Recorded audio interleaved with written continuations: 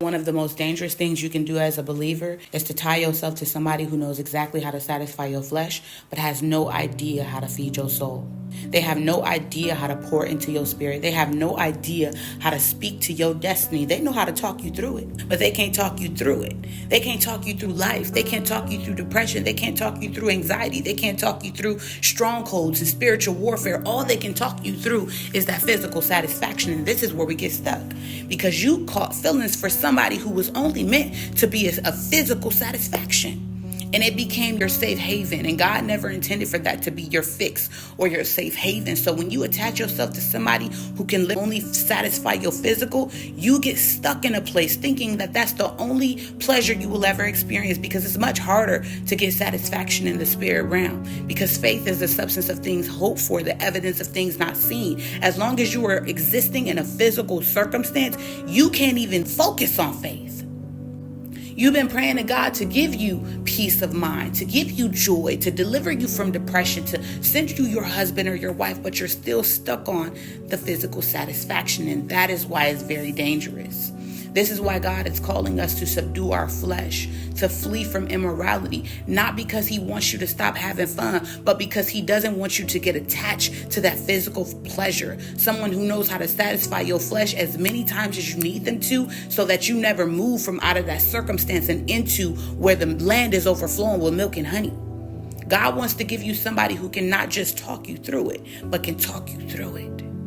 And that can talk to that situation, that can speak to your destiny. You're so focused on getting physically satisfied that you are totally ignoring your spiritual realm. Why do you think Jesus was talking to that woman at the well when he told her, if you knew who I was, you would ask me for a drink? Because this woman had been coming to the well thirsty. And he not just talking about thirsty for water. She had 5 men. He told her, even the man you laying with right now is not your husband. But if you come to me, I could give you living water.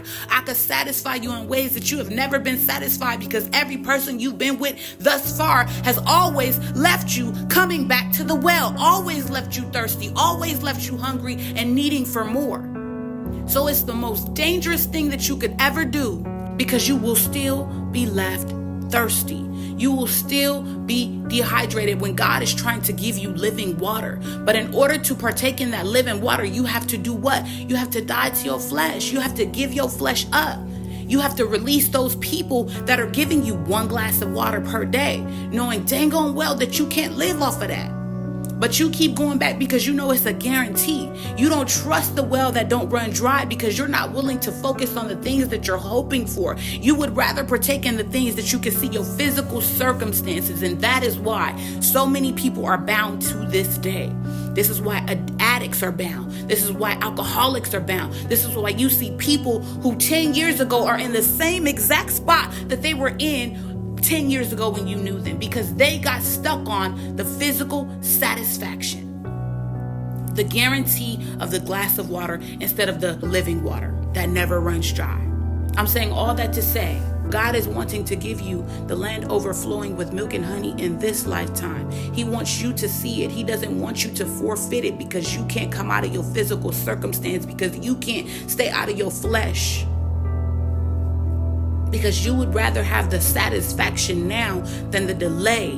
I triple dog dare you to release that thing that's giving you immediate satisfaction and begin to rest in delayed gratification. Get your satisfaction, get your completion, get your wholeness from the living water that doesn't run dry. Because I promise you, the physical pleasure is fleeting.